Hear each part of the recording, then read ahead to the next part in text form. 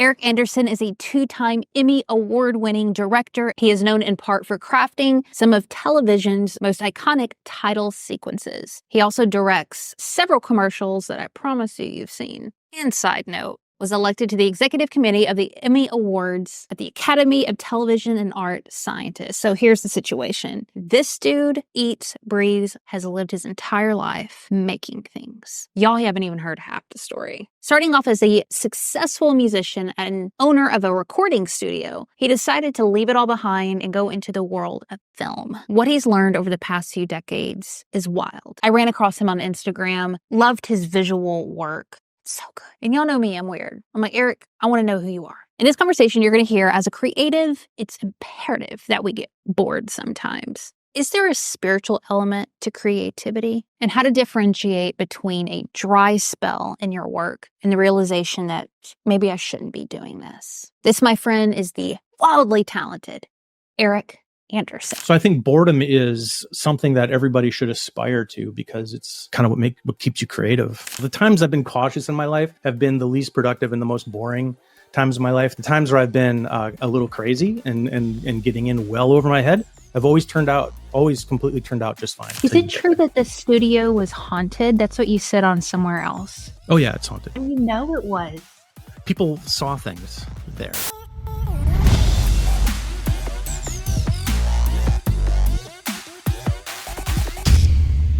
Eric Anderson, I've been super excited to talk to you. I've actually been thinking about asking you on the show for a couple of months, but just hadn't pulled the plug just yet. But when I ran across your work, I was just taken away by the talent that you had just from your Instagram feed. I knew that you were up to something amazing. I had no idea what you had done with your career, the huge track record, multifaceted, creative, and the rooms that you've been in, the things that you've been able to make is insane. And when I started digging into your work, holy shit, dude, like it is incredible what you've put out and made for yourself. You started off, correct me if I'm off on this, wanting to be a musician.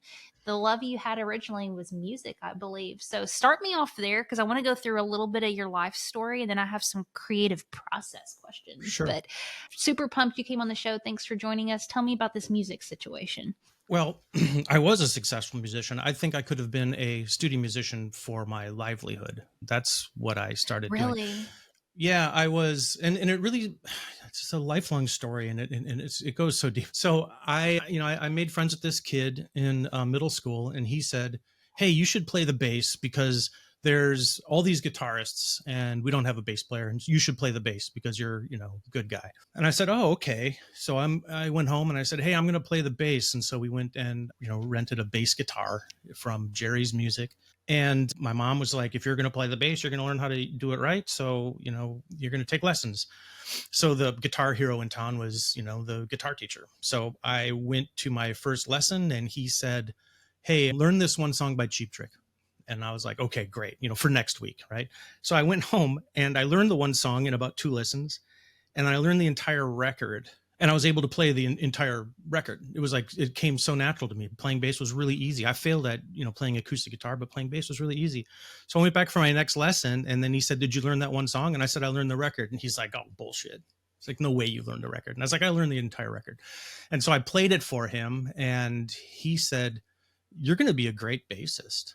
And I think that to me, going through my career, there's been a handful of times where that sort of encouragement came right at the perfect time. And so he said, "I'm going to be a great bassist." And he was a hero of mine. So now I had something to kind of live up to. So I had to be a good bassist. So I had to work at it.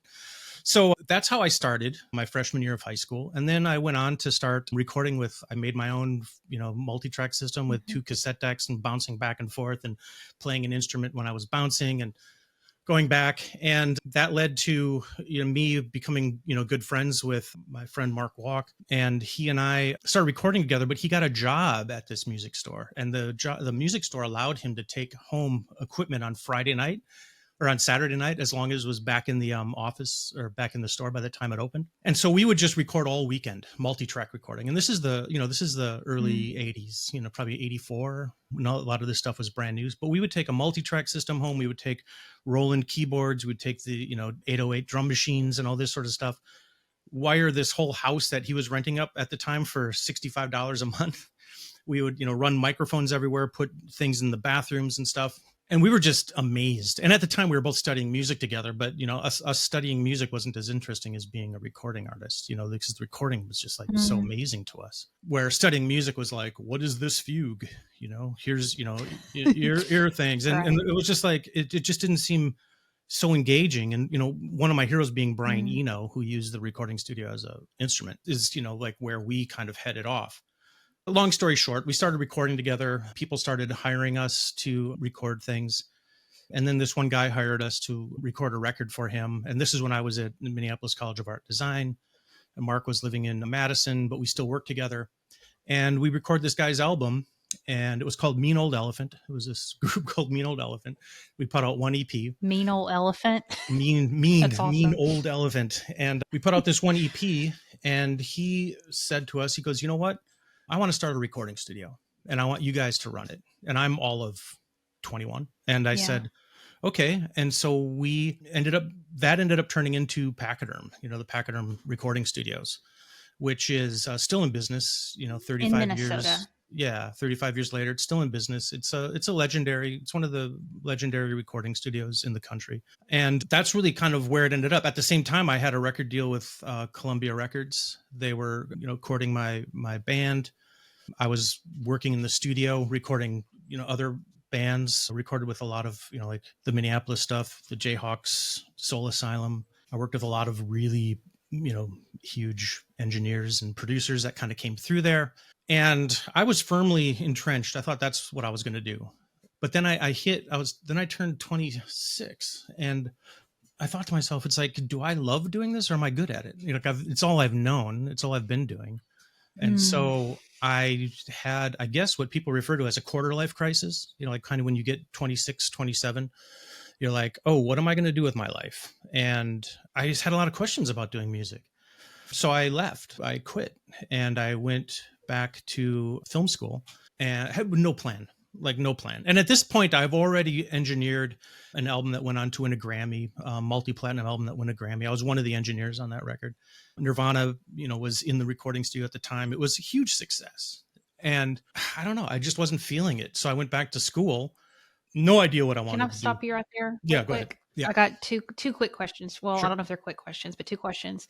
You said that this question, am I good at it or do I love it? And I'm going to push on that a little bit, because some of the advice I've gotten on this show before, which I think I agree with, but I don't know, is that sometimes becoming proficient at something, becoming better at it, leads to passion versus the other way around. And I'm curious how you conceptualize that, because a lot of times, the creative work isn't fun and it's not exciting. And how do you know that you aren't just going through a dry spell with your craft versus this point you were at where you're like, I genuinely don't love it? Because I was remarkably depressed. Well, that's a given. I was remarkably depressed. And, I'm not going to lie, and I'm not going to endorse this. I don't think this is a good thing, but, being involved in music as much as I was, and at the age I was smoking a lot of pot. And when I ended up being 25, I said, I hate this. I can't stand it. So I just quit. I didn't smoke pot anymore. I didn't do anything. And I just went through a huge paradigm shift mentally. And I think that had a lot to do with it, because then I'm like, well, do I love doing this, or am I just, kind of good at it? And I think that's what it was. I was just looking for a massive life change, because I was just, fundamentally unhappy with where my life was. Even though the appearance was, I owned one of the coolest recording studios in the country. I'm working with these huge bands. And I was just like, I kind of hate my life. I kind of don't know. I don't know what I would need to do here to find happiness. And so I quit. I just kind of walked away from it. I love that you share. Thank you for sharing that, because we don't give ourselves permission. I know I don't, to sometimes just freaking quit things if we're not feeling it. It can be working. People might think you're crazy, but if you genuinely know in your bones, this isn't what I want to do, giving yourself permission to do that, that's badass. Thanks. It was a very uncomfortable time, because when I went back to school, I was like old, I was 27, and everyone was like, wow, you're so old. why are you coming back to college? And they would be like, why are you used to own this really cool recording studio where Nirvana's at. So why are you back in school? And I was like, you may never understand until you get there. You may never understand Is until you it get true there. that the studio was haunted? That's what you said on somewhere else. Oh yeah, it's haunted. Not the studio, the Oh, house. The can I house just is haunted. ask you about that real quick? I Yeah. want to know, like, how do you know it was? People saw things there. And that really creeped me out. I've never physically seen anything. I've felt stuff. Like I walked into the house one night Mm. and all I can describe is the house was darker than black. It was so dark. And at the time we had cats living there, and the two cats ran up to me and they Mm. stood in front of me and they just stared at me, and their pupils were massive and they're just like staring at Mm. me. And I'm like, this doesn't feel right. So I actually drove up to Minneapolis and stayed overnight at my girlfriend's house because I was so freaked out about it. Wow. But yeah, I mean, this one woman walked down into the studio and she was like, I swear, she goes, I just saw a woman walking a poodle in your front yard. And I was walking up to her and she just vanished. And we're just like, oh my God. Because when we moved into the house, it was like this big 6,000 square foot house with the indoor pool and all this sort of stuff. There was a hand painted wallpaper mural in the pool room that was damaged just from years of, humidity and stuff that we had to tear the wallpaper down. We didn't really want to, but we had to because it was just moldy. And on there was a woman and her poodle. And I was just like, it was a woman and her poodle. And this woman would never have known that there was a woman and a poodle. And she's like, yeah, a woman and like a little poodle is walking in the front yard. And I was like, oh, that's really creepy because our closest neighbor is a mile and a half away. There's no way that anyone would be in that front yard. That's super creepy that you said that. There was one woman who said, hey, your house is really freaky. And I was like, okay. And I was sitting in the living room making hats. And she said, I saw this giant orb, this black orb floating in your living room. And I was like, okay, that's a little weird. And then I was talking to somebody else and he was kind of in shock. And I was like, what's going on? And he was just like, you would not believe he goes, I thought I was dreaming, but in the same room, he said, I saw these two kind of egg-shaped things rotating around each other. And then they collided and made one big orb. And that was on the same day that the woman said that she saw that. And these two people never met. They never talked. They didn't know each other. So there's something going on there. There's been like paranormal investigations at that house where they're like, yeah, there's something kind of weird going on there. Like I said, I've never seen anything. I've experienced like really creepy thoughts while I've been there. But yeah, who knows? How do you think, and then we'll get back to the timeline here in a second, Yep. but the reason I wanted to ask you about that is I'm very drawn to the thought and the idea of kind of this spiritual creative element that's outside of all of us. And I'm curious, I have no idea your belief system on that. You might think I'm totally crazy, but I'm curious, like creating an environment that's kind of heavy with something that's dark. I wonder, do you think that affect the creative process at all? Like, is there any kind of spiritual element to creativity in your opinion? That's a deep ass question, isn't it? No, it is. And I'm glad you asked me that because I like working at night. My entire life I've worked at night. Oh yeah. I mean, my most prolific hours are between 11 p.m. and 5 a.m. is when I work, is when I write, is when all my ideas come to me, is when I did music. It's when I, really kind of felt things. And the only way I can put it is that without getting too, woo-woo about anything, but I think that we have what I refer to as an antenna to the muse. Like I think that we are people who kind of seek out things, and I don't know how the universe works. I don't really pretend to know how the universe works, but I think that we have a certain antenna to the muse, and maybe it's just my level of attention deficit disorder that, can't handle distraction in the daytime, and at night there's no distraction. But I've always kind of felt that there is something a little bit different and a little bit almost, spiritual without implying religion, but there's almost something about how the universe kind of surrounds you. And when I'm at night, my antenna to the muse is there's just no distractions, it's like I have a direct connection with whatever is motivating me, like whatever that might be. And maybe it's all internal, but you kind of externalize things that kind of make sense of them. But I always kind of felt that. And working at night, I feel really inspired. Working in the daytime, I just don't really feel that inspired. But at nighttime, I can kind of feel the energy kind of welling up inside of me. And that's the only way I can really describe it. But I've always worked at night. I've always been a night owl. I enjoy going to bed at 6 a.m. I don't really like Interesting. So something was poking at you and drawing you to, you said you went to film school Yeah. next. Yeah. Why film school? Well, I was studying music, and I studied music for a year because I was a terrible high school student. And I met this Chinese composer who, in order to get his U.S. citizenship, had to be employed. So he took a job that was well beneath his capabilities. His name is Kwok Ping Chen, Mm. and he's an avant-garde composer, and he's in those circles he's pretty well known. And he convinced me, he's like, just study music with me. And I had no clue what I wanted to do with it. I wanted to be a rock star. That's about where my career path was. It's like, oh, I want to be a rock star. So he said, study music with me. And so I started studying music. And that's when I kind of got into recording. I didn't really enjoy the mathematics of music. I kind of thought that it was much more, for me, it was much more intuitive. But I went to 2 concerts, and it's really funny because it was a Laurie Anderson concert. I'm not sure how familiar you are with her, but she's one of my all-time heroes. And it was a Frank Zappa concert. And the 2 could not be further apart than their last names are in the alphabet. Laurie Anderson, Frank Zappa, polar opposite. Laurie Anderson is all about performance. She is a musician, but the music is just there to accompanying her performance, is what it is, right? And you go and you see her and you're absolutely mind blown. Frank Zappa is all about the music and not about the performance, even to the point where he doesn't even have colored lights. He doesn't really even have lighting. You know what I mean?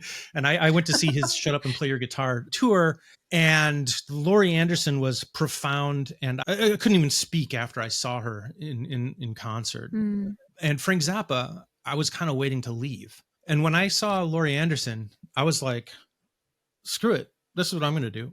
The music, I enjoy music, but I enjoy the whole experience. And so I dropped out of music school and enrolled in Minneapolis College of Art and Design based on the strength of an essay, because I didn't have any visual material. I never took an art class to art school. And what I did is I said, I want to stage large scale operas is what I want to do. I want to make modern opera.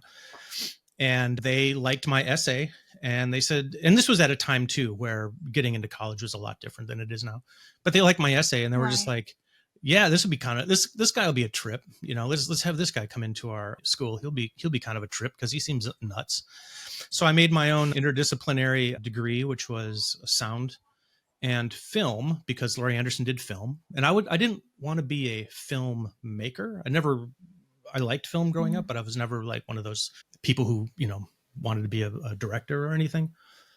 And I wanted to combine sound and image. That's all I wanted to do. And went to school and ended up in a life drawing class wondering, like, what did I just do? It's like, I can't draw. And this, one woman, Kathy Hemingway Jones, was one of my teachers. And I was just like, look, man, I am just struggling. And she's like, why? I was like, because I can't draw. And she's like, no, you draw perfectly the way you draw.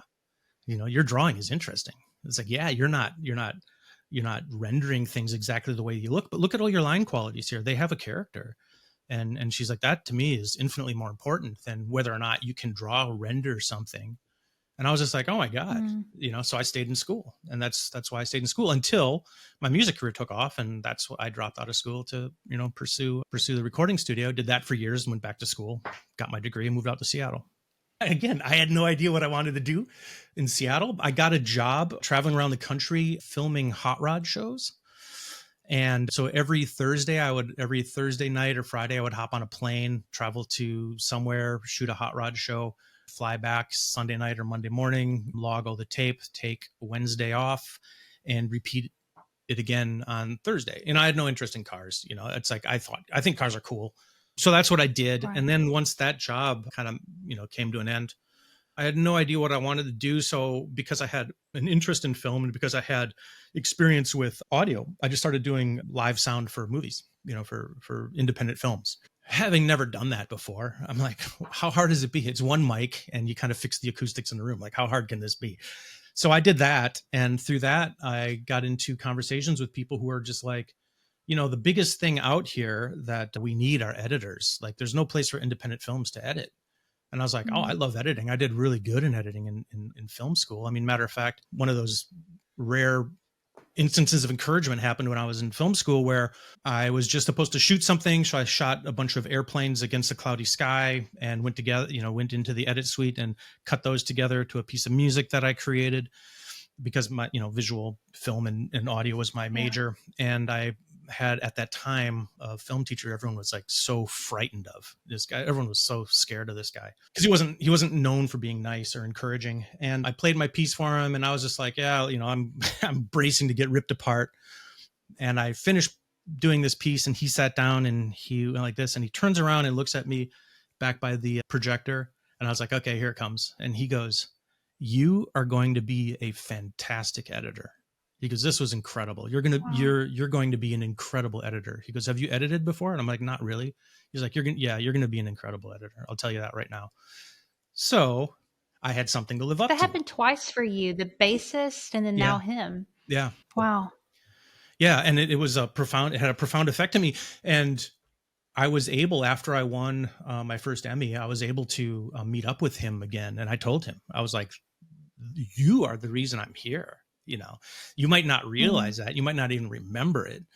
But when I was searching after I left the recording studio, I was searching for what the heck I wanted to do.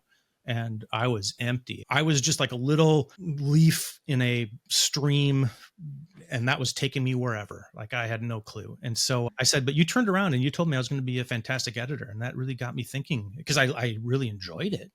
Maybe I will be good at that. And so I started doing that, got my degree, moved out to Seattle. People told me that we needed editors. I took some money that I made when I sold my share of ownership in the recording studio and started an edit suite. And I just cut anything that moved, and what I did is I hit up cinematographers, and I was like, "Let me recut your reel, because you have a lot of great footage. I can recut your reel for free."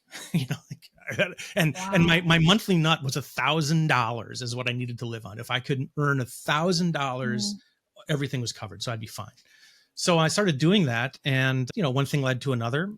And the weird thing is I've never in my life went out looking for a job. I've never have. I've never went out and said, "Hey, I want to work with you. Are you guys hiring?" I've always been approached.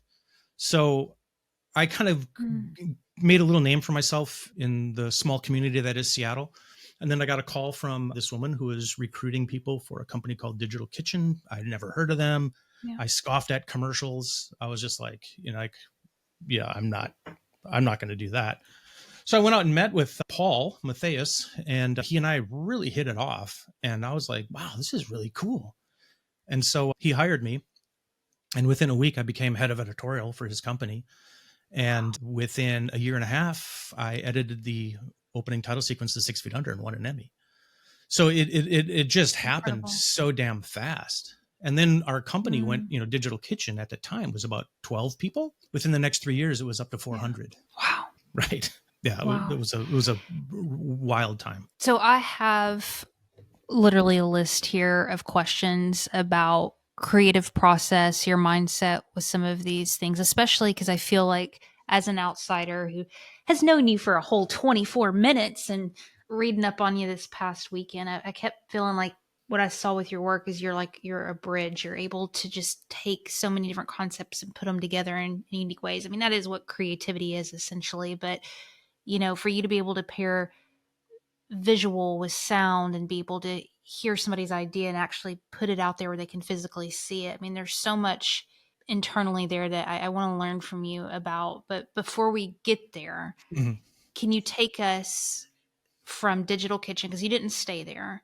right, and just give us an overview of what happened over the following years and where you find yourself at right now? That's a big question. Well, yeah, I was at Digital Kitchen for 12 years. I started as an editor, and then I eventually became executive creative director for an office in Chicago. I helped establish the office in Chicago, and we just worked and worked and worked and worked. Digital Kitchen owners had a very good idea, because they noticed that the future was really about being an agency. The future was really about creating ideas and getting paid for ideas, and not necessarily just executing other people's ideas. So they wanted to become an agency, and that was the trajectory that they were on, to the point where they wanted to kind of get rid of all production. And I loved doing so much that after 12 years, I've been there long enough. I won 2 Emmys. I had a pretty good track record of success. My office was making tens of millions of dollars a year, and so I was like, I'm ready to, kind of do something different. So I moved out to Los Angeles because I was eager to be another cliche. So I moved out to Los Angeles and started working with another friend of mine who was doing movie titles. And so for about a year, I did movie titles at a place called Yu and Company with a guy named Garson Yu.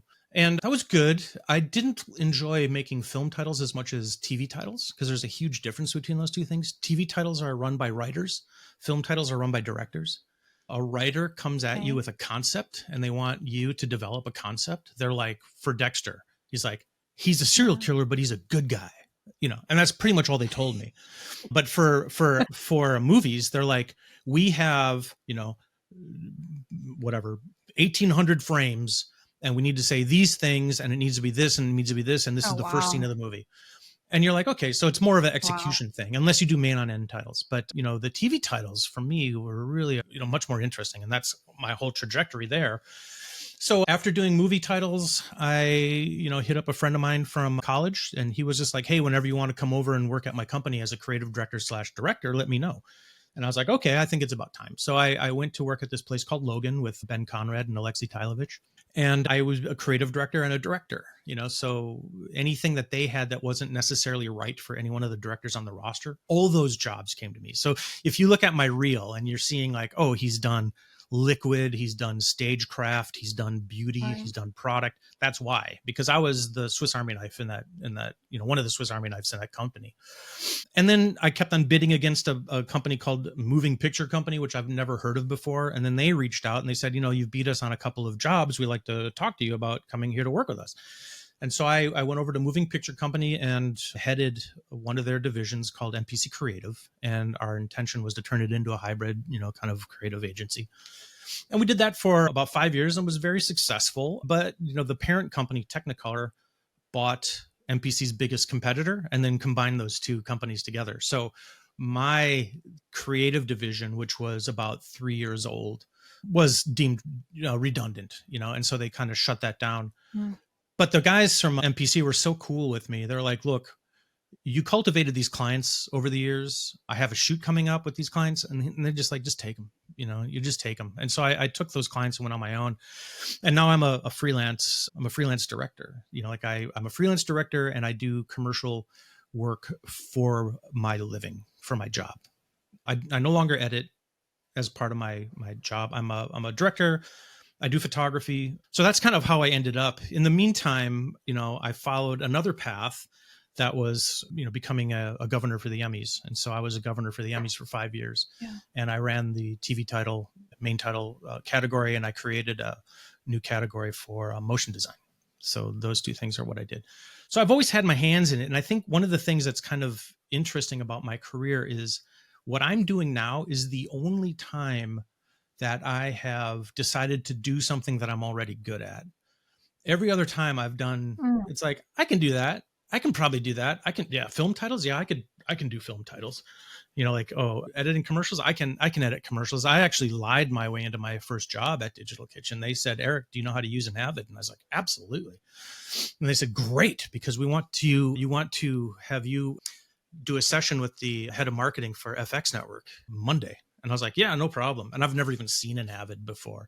So I was like, yeah, sure. That's, what's the big deal, right? And so I called up my friend who was instructor. He taught Avid and Media 100 and stuff. And I said, hey, I just got a job using an Avid. I've never even seen an Avid before. Should I be concerned? And he's like, oh, hell yeah. You should be really concerned because you're not going to know how to use it. And it's like so different. I'm like, oh. And so what I did, and this is, serendipity, I looked up on the internet where I could get Avid training, and there was one in Seattle. And I'm like, oh, great, there's somebody in Seattle. So I called them and they said, wow, you're in luck because we're starting a new session tomorrow. So if you sign up for it, you can, and it was like on a Tuesday. And so I went Wednesday, Thursday, Friday. I learned how to use an Avid.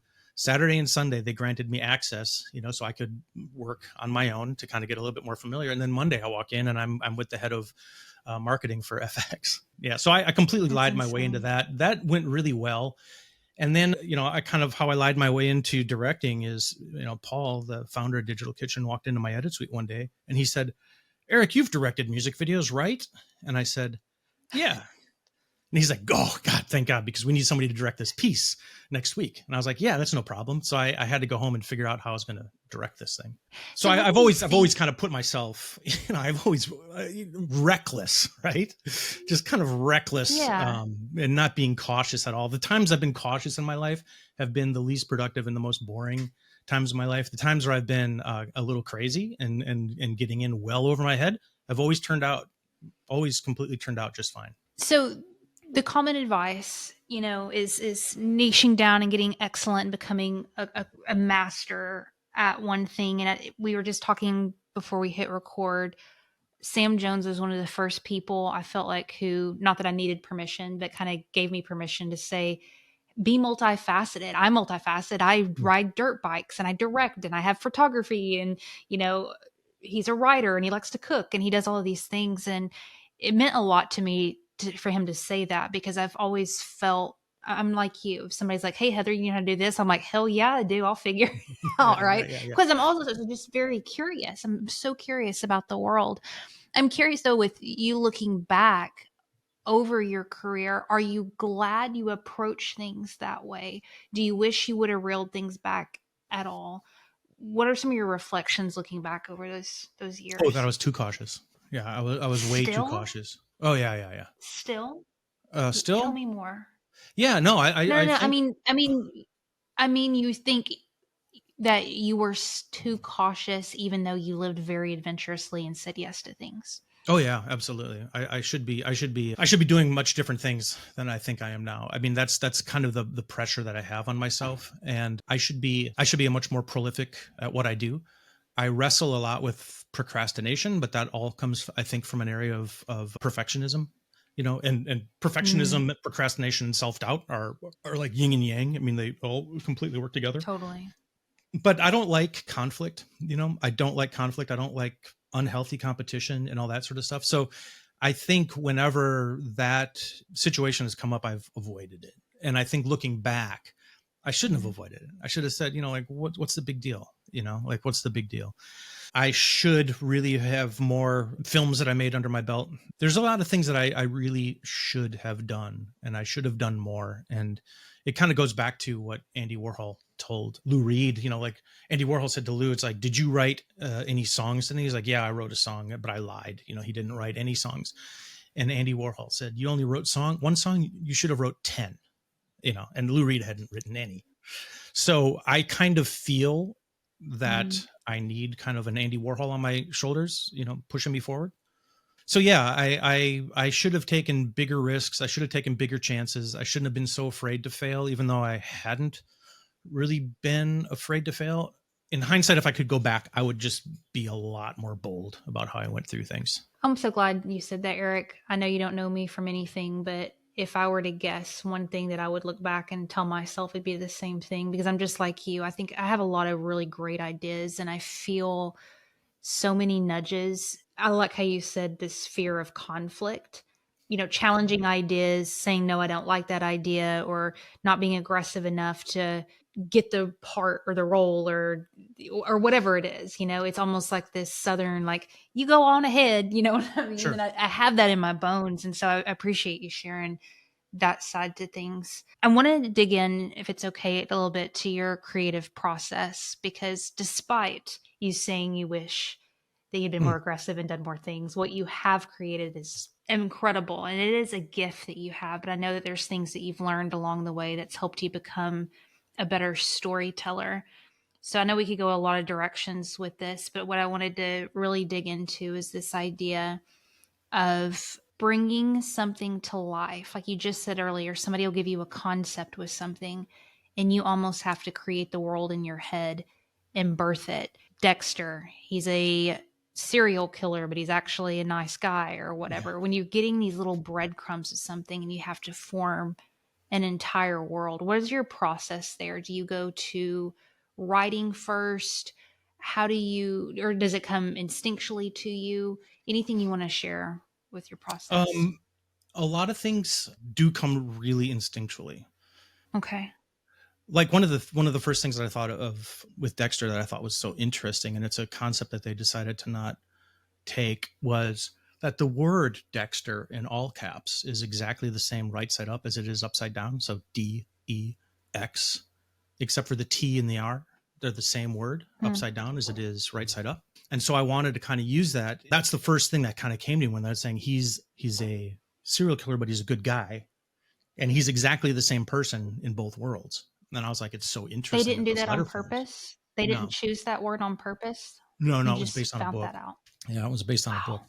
So some things just kind of hit me right in the face. But, most of the time, and I'm as you can tell, I've got a lot of energy. Like ideas kind of ping around my head, like constantly. I can't go to sleep at night because I'm thinking about stuff. And there's usually a lot, like a lot going on. So there's a book that I read a long time ago, and it sounds really corny, but it's a great book. It's called A Technique for Producing Ideas. And it was written by an ad guy. I just got that book. Yeah, it's amazing. It's amazing. And that's yes. Reading that book. It's basically how I work. So what I do is I research the living hell out of things. Like I research like crazy, and I write and I write and I write. And then I detach. I go away, and part of it is I'm kind of an expert procrastinator. So maybe my procrastination, helps me kind of detach. But when I detach, all of my subconscious starts coming up with ideas and connections, and something will hit me like completely out of the blue, like absolutely out of the blue. And I was like, oh, that makes sense. Like a word or a phrase or an image, or, something like happens serendipitously that I'll be paging through it. And I'm just like, oh my God, like this encapsulates what I'm thinking. And so that happens. And when I read the book, A Technique for Producing Ideas, it's like, wow, I kind of do that without knowing it, but it actually is a technique. And so it's a great book. It's like 50 pages. It's a really easy read. There's nothing very academic about it. Very straightforward. It almost seems kind of like common sense, but that is my creative process. I research the living heck out of everything. And then because I'm an editor, I'm, in my mind, I'm very, very, very precise and buttoned up about everything. Right. And because I'm obsessed with communication, like I work and work and work. And like, unlike a lot of directors, I write all my treatments. I put my decks together. I do all my artwork in the treatments. I do like absolutely everything on my own, but that's because I have to. That's just part of my process. Because when I get on the phone with a client, Can I ask you a newbie question? What's that? What's a treat? I'm sorry for this ignorant question, but what's a treatment?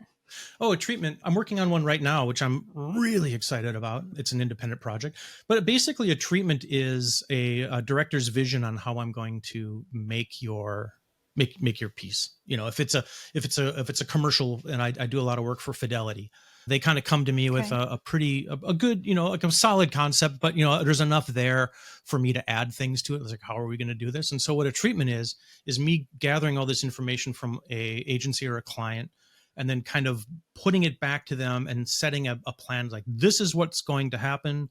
This is what your spot's going to look like. This is the story behind it. This is everything that's going to happen. If you're interested, I'll send you a couple of treatments just so you can look them over and see what that would make my day. Okay, I'll do that. That would make my day. Yeah. So when you bring it back to them, is it up for negotiation? Do y'all go back and forth with each other? So this is your vision, but then how long does that process take to kind of get a final treatment? I don't know if that's the right word. Yeah. What I do, and I'm very conscientious of the fact that these people have worked on this idea too. So it's not for me to come back and go, ignore everything that you've done. Here's what I want to do. I don't do that. Right. And again, it goes back to how I work with a guitar player in the recording studio. He comes in, it's, he or she, it's her song. That's the way they play guitar, that they're doing this thing. I'm here to kind of help make it better. As a bassist, I'm playing with a guitarist who comes up with a chord progression, and it's my role to kind of make the music a little bit better with my harmonic movement and what I can do to kind of color things, right? As a creative director, I take an idea or a concept that somebody has and I kind of make it better. So right now what I do as a director is these people will come to me and they're like, yeah, we got this idea and we want to use your insight, to make this better. So I come in with a bunch of ideas and I remind them. It's like, look, all of this is based on a 20-minute conversation that we had a week ago, right? So this is just my first whack. This is kind of where this conversation inspired me to go. Doesn't mean that everything's written in stone. What I want is for you to look at this and then kind of come back to me and let's make this thing better, because you're going to have insights that I'm unaware of, right? And there's going to be conversations that you may have had internally with your client that I'm completely unaware of, but there's going to be something in my treatment that's going to have you go, oh my God, what's really neat is this. And that's the way I like to work. Like I am just presenting you with what you'd inspired me to create, and nothing's written in stone. Here's where I'm at.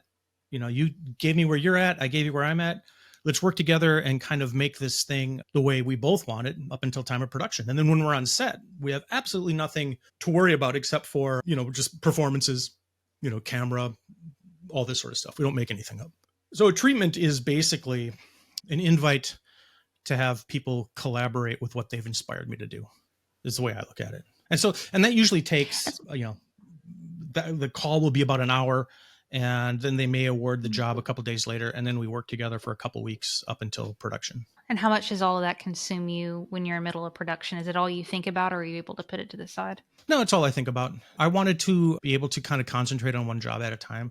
Sometimes I concentrate on 2 jobs at a time. I don't really love doing that because I just get so deep into the details of one job. And I think I could probably be a little bit better at, I don't even know the word. What's it called when you have other people do stuff? Delegating. See, I don't even know the word. I think I could be better at delegating stuff so I could get more done. Yeah. But I like to do that. So that's, getting back to your original question, that's how I work. I develop things. I let it sit. And, like I sent you a little note, about the idea of boredom. And I think creative people are inherently curious. And I think that there's a lot out there that you can distract yourself with. I think you can sit on Instagram for an entire day and look at amazing stuff and not do anything. And I think if you put all that stuff down and you're bored, you're going to I'm going to pick up my camera. I can't sit here and do nothing. I'm going to pick up my camera. I'm going to go do something. I'm going to go do something.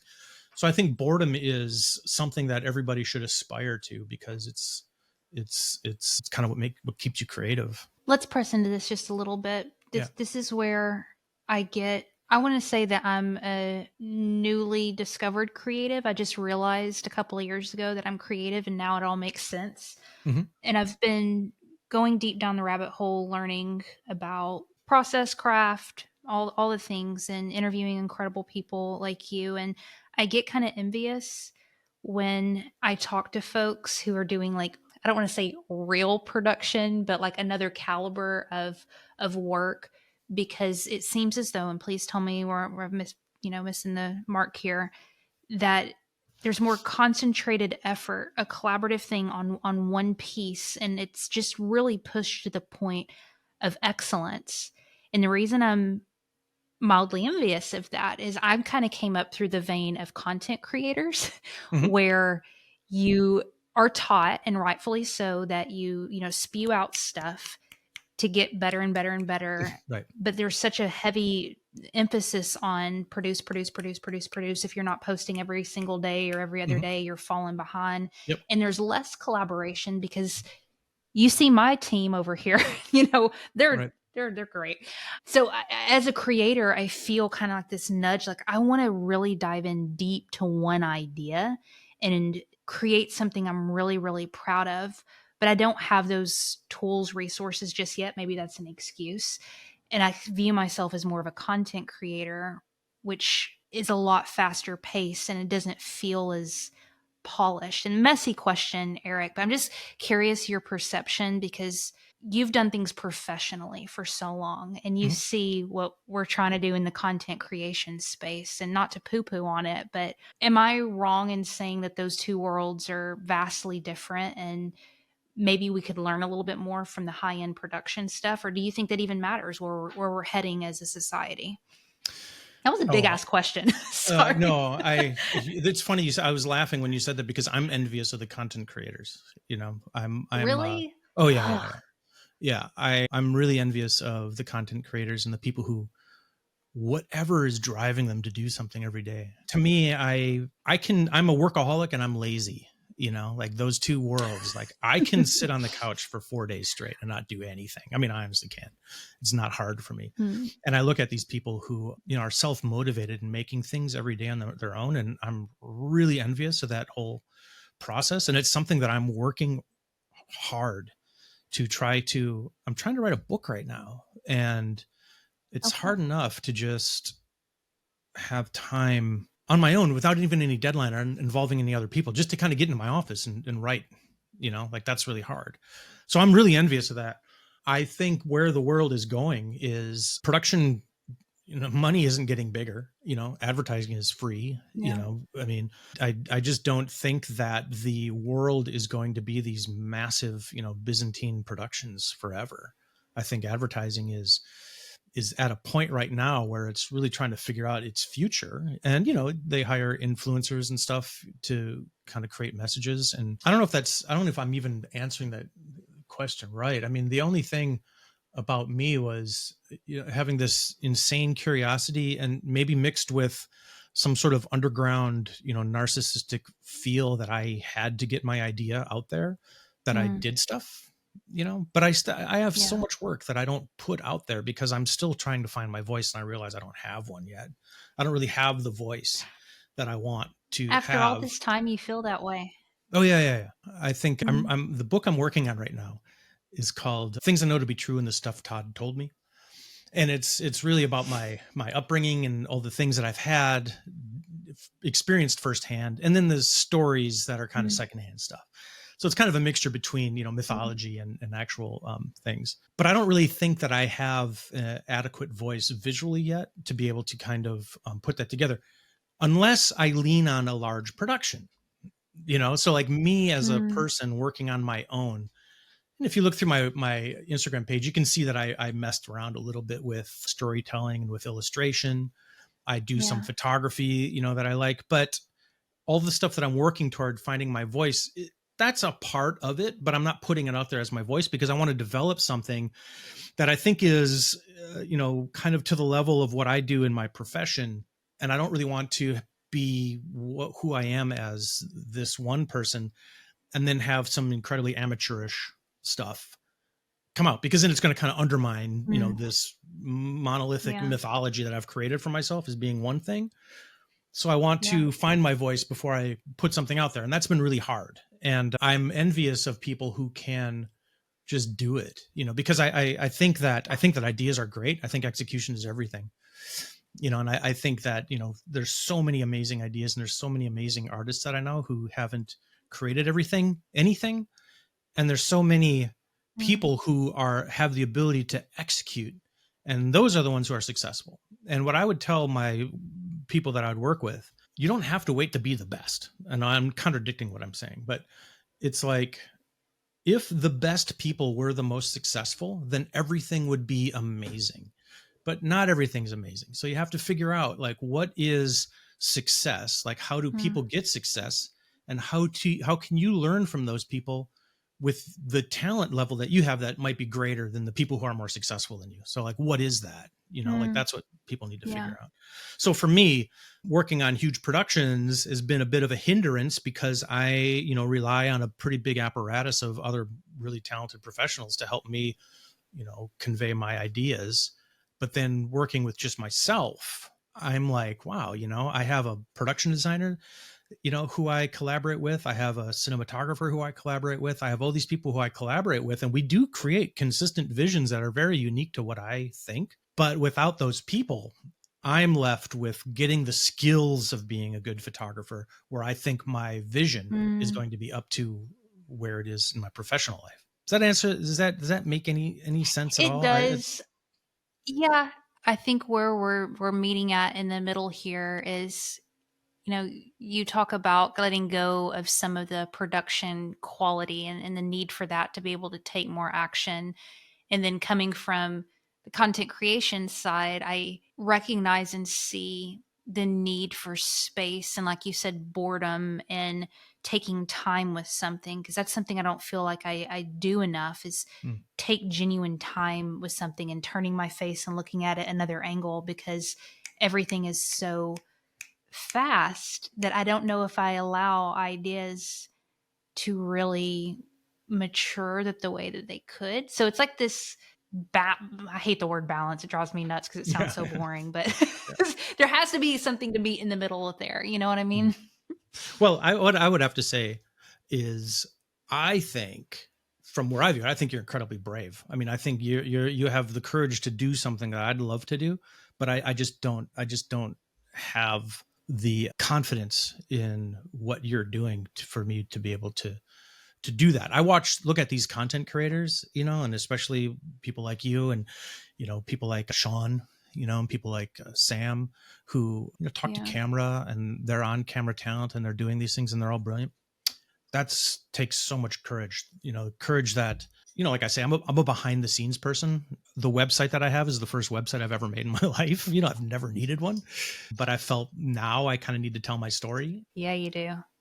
So, You have a lot to give, and now that I'm friends with you, I'm going to start bothering you to get on camera more because I think you have a lot that this world needs to hear. well, I think, Can I yeah, I confess mean, something to you? that, yeah, that's great. I would absolutely love that. I wanted to ask you about taste. I know that's a weird topic, but I'll be honest with you. I think that's one of the things I'm the most insecure about as a creator. I don't feel like I have a lot of resources, and so I'm kind of creating from a very homegrown place. But also B, I guess the way that I grew up and the things that I've been exposed to have been very one dimensional. And I guess I've noticed in myself when I'm creating, I don't feel like I have as good of a taste as I want to, and I'm frustrated because you know how when you were leaving the studio, you just felt this tension, like this isn't it. I kind of feel like that when I'm doing my work, like I'm so close to something, but I can't pinpoint exactly what it is. And when I Hmm. look at people like you who've been able to visually create such beautiful work, now I'm not a photographer, right? But I am a storyteller, and I know that I could get so much better. And I'm curious, I know this is a messy question, but developing taste as an artist, what would you advise someone like me? Is it literally just looking at other people's work? I mean, where would you go if you know something could be better, but you're just not hitting it? Story of my life. Well, first of all, I think going through art school and having all your stuff critiqued constantly is Mm, kind of where I grew a backbone, don't care what anyone thinks. And I think, that question about taste and should I put something out there, and maybe if you're not feeling, inside your soul that it's working, well then keep on working, because that's the way I feel about my personal vision on things. I don't think it's working yet. mm, I'm not exciting myself to the degree that I think I should be exciting myself, and that's kind of what I'm working towards. And mm, I'm getting there. I'm getting better. I'm getting really good at some things, that I've been practicing on. But I think, people fall into the trap of comparing themselves, and I think, there's one thing about, being concerned about putting yourself out there and your taste. I think that's what's so great about Instagram. I put a bunch of stuff out there. I look at from my very first post, and now you can see a development. You can see me communicating better. You can, not that these are mm. my personal visions, but some of them are, and they kind of keep on getting better Yeah. and don't care. Like one of my good friends, he would be like, how when you make something and you really love it, and then somebody says, oh, that's terrible, and then you question it, and I'm like, no, that has not in my DNA. Usually I'm like, you think Really? this sucks? I think you're missing it. So I don't know if that's arrogance, or what that is, but I have never, if I thought something was cool, nobody can ever convince me that it's not. It's never Mm, happened. I just, kind of tune that out. I don't care. I understand if somebody can rationalize why a thing that I did wasn't successful, and I can typically agree. No one's a bigger critic of what I do than I do. But as far as working on your own personal thing, first of all, I think making a project is incredibly important, because a project has, okay. its project's quantifiable. You know, I'm going to make this book of short stories. That's quantifiable, and you're going to refine what that project could be the more you do it. You know what I mean? You're going to kind of keep on working it. You're going to hone it. You're going to hone it. You're going to hone it. And while you're doing that, you're going to be getting better, and your confidence in what you are creating is going to grow. So it's like Mm, focusing on one project and not thinking about the big, huge picture. I want to be a writer. Well, that is an right. abstract pursuit. you know I want to be a writer, I want to make a Right. film. It's like, okay, so what do I do tomorrow? I mean, that's the thing. It's like, so make a project. That's what my book is about for me. It's a project because I have lived a life that people would listen to the stories and think I'm lying, but I'm not lying. These are all true. Coming face to face with a rock star in my recording studio who had a pillowcase over his head and a bloody knife in his hand, who was looking for his brother at 4 a.m. So I have a lot of really interesting stories I can tell, and people are just like, really, that really happened? I'm like, oh yeah. So that's what I'm working on. And I think through talking about my, because I love telling stories, the stories I know are things that I've experienced. And so I am putting a book together of my own experiences. That could be a film. I don't know. I don't really care. But I want to put this book together as a step one. And I think through doing that, I'm going to find my voice. And so I think getting something that is less of an abstract notion about what I want to be, because I want to make a film. You know, I think I have stories that I think should be films, but this is the first step in finding my voice in being that storyteller. And I'm going to tell the stories about my life before I can start telling stories that I make up. Well said. Does that, Well said. I don't feel like I'm It answering no any of your no questions. you are. This is what you just told me to do, and you're 100% right. And it's something that I have been deeply avoiding and procrastinating on Sure. because I'm a scared little girl, let me tell you. But you nailed it. The whole idea of a project.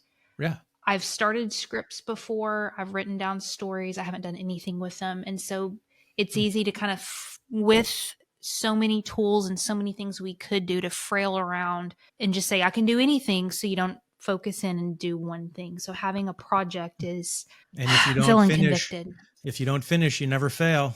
Right. Oh, you're getting me. You're getting me. So I think failure is one of the most important things that people should experience. You know, I think, I know. because failure, it's like, I know one of my coworkers, dear friends, a person that I idolize, his name is Mason Nickel, and he's just a phenomenal creative. He and I were working together on a job, and he had this experiment that he was going to do. And, you know, at that time he was feeding me all the footage, and we put it in the edit and we played it back. And he goes, oh boy, that didn't work, and was okay with it. And to me, it's like, how, like, I couldn't do that. But, you know, he took that as a learning thing. He's like, well, that didn't work the way I thought it would, you know, so I know I'm going to do something different. And I think that that's what, you know, when you get a project and you hone in on it and you finish and you can evaluate, you know, the areas where it was successful and not successful, that's how you become better. And one of my biggest concerns, I know people, you know, talk about AI, or people talk about, you know, like I'm very interested in the democratization of arts and tools, which I don't necessarily always think is a good thing. Depends. It's not an edict, but, you know, it's something that I think. Anyway, AI is taking failure out of the equation. And I think that's terrible. I mean, people can talk about, well, AI is going to steal my jobs. AI isn't, you know, it's this and that. I think AI and a lot of these new tools that democratize the arts takes failure out of the equation. And I think that is awful, because failure is where you walk outside with your film camera and you take a picture of your grandmother and you develop it and you get it back and you're like, wow, it was underexposed. So what do I do next time? I got to make sure that there's light, you know, I got to make sure there's enough light on the subject. And so then you take your grandmother and you position her in light. You know, you just became a better photographer, you know, through failing the first time. Taking photos on your iPhone, you don't think about things in those terms because your iPhone fixes it. So you never really have to think about things that didn't work because it's fixed it for you. Right. And so I think failure and making something and having it be a disaster is good. You know, I mean, Brett Favre, like I'm a Packers fan, you know, Brett Favre, quarterback, one of the greats, you know, he's going to be a Hall of Famer if he's not already in the Hall of Fame. Threw more interceptions than any other quarterback in any career in NFL history. So, I mean, he was reckless, and he just went for it, and he threw more interceptions than anybody, but he's a great quarterback.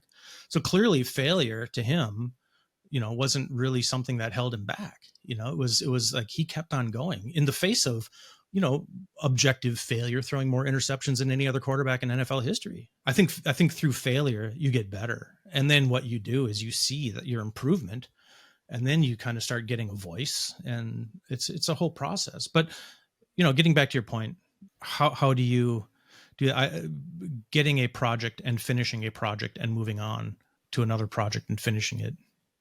You know, you're doing that with this. I mean, you have your, was it Unconventional Leaders? And then you have your podcast and a bunch of stuff that you work on. I mean, you're doing it. You know, you have a very strong voice. You've got a really great presence, you know, in these interviews and everything like that. I mean, I'm sure you're doing it way more than you give yourself credit for, that you think. And through this, you know, you're enabling stories to happen. So I you know, my only advice would be just like, you know, it's advice I give myself. You have to do it. Execution is everything. I know. Yeah. Let me ask you one more. Go ahead. I know I'm way over. One more real No. quick. And I promise I'll make this fast and we'll be done. That's fine. You have said a couple of times, and I think this is really interesting, this idea of pushing the envelope a little more, being a little bit more risky.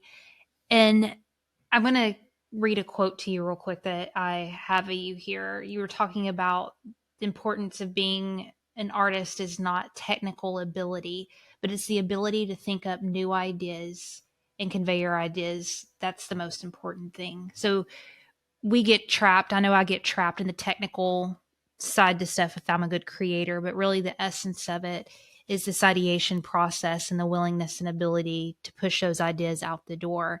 Mm-hmm. And so if you couple that with this idea of being a little more risky, I'll tell you what, Eric, I've been really trying to push myself lately to think differently and push ideas a little bit further than I think they need to go. So sometimes an idea will come to me and I'll just run with it, as opposed to doing what Matthew Dix talked about the other day, the edges of an idea and pushing an idea's boundaries. And I'm curious if you have any insight on how to get more risky with an idea and pushing them outside of the box a little bit, because you're an idea generator. You have to constantly come up with things.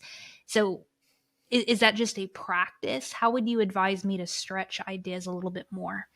I can just say what motivates me is like when I'm stuck. Sure. There's a voice in the back of my head that says, someone could figure this out.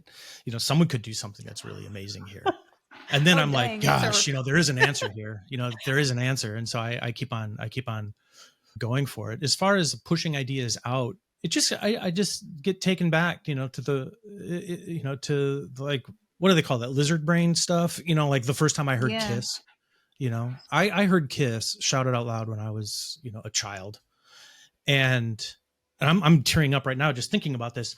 I went to see Kiss as an adult and they played Shout Out Loud and I started crying. And I'm getting tearful even just remembering it because of what that song meant to me. And there's a thing about, you know, it's not really giving people their money's worth, but really respecting their attention. And, you know, for me as a creative person who's, you know, hired to expand upon other people's ideas, I do that because I want them to know that I respect, you know, what they're doing so much that it inspired me. Right.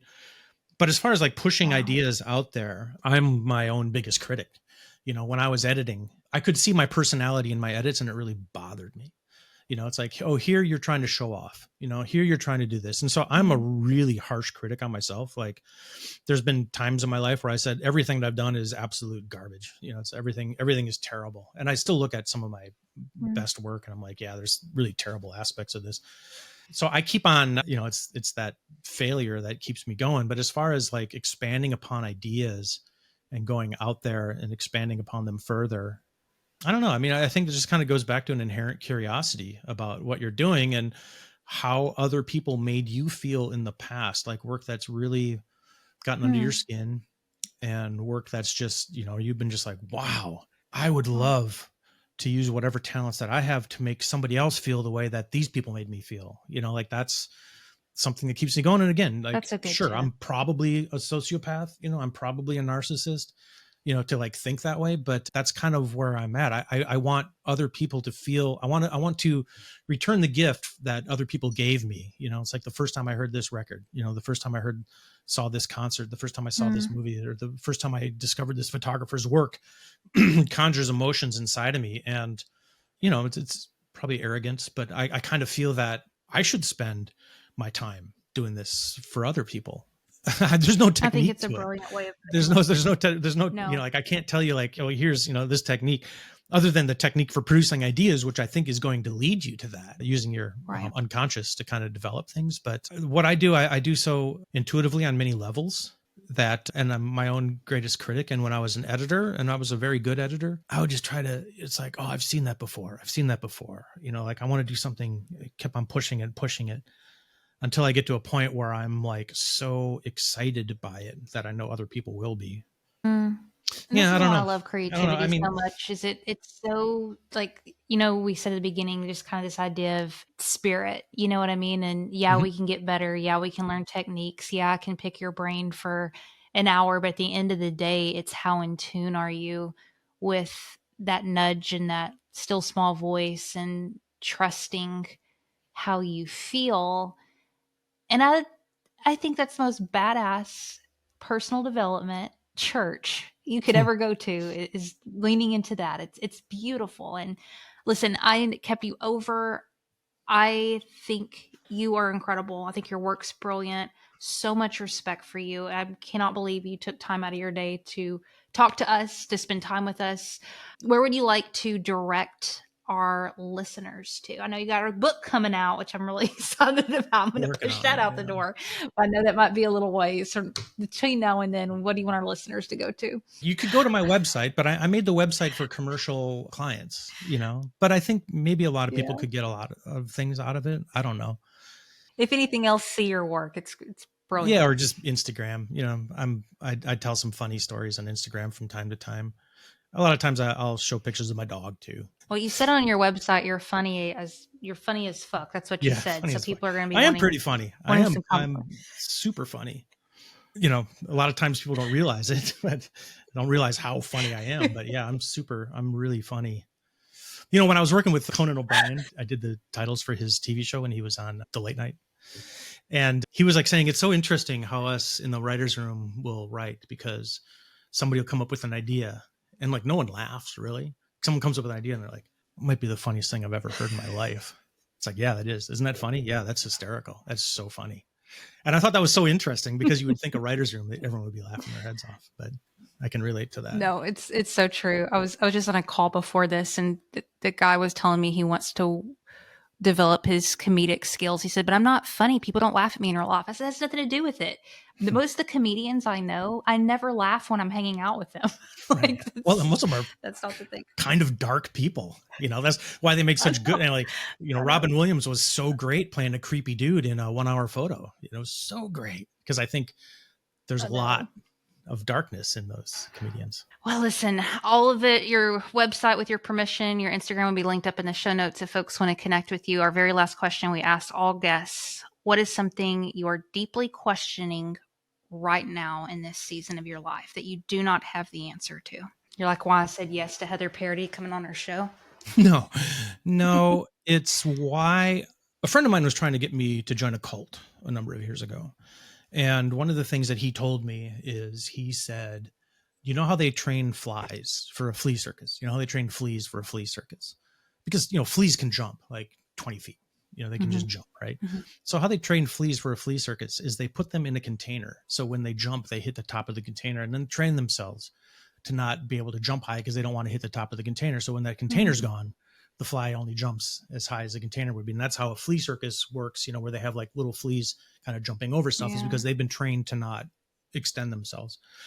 I'm wondering what I have created for myself that is that cover. It's like, what thing have I put out there where I keep on jumping up and hitting something and putting brakes on myself? And so that's kind of what I'm questioning. It's like, why didn't I do something different when I was in my rock band? Like, why did I do what I did? And so at this point, I guess questioning, I look back in my life and see all the things that I thought should have been humongously successful that still I kind of harbor with some regret. My band, my recording studio, maybe my editorial career, all of these things, I think in hindsight should have been bigger and more robust than they were. So what I'm questioning myself is, how am I holding myself back now? Like, if I can witness that I've held myself back in the past, how am I holding myself back now?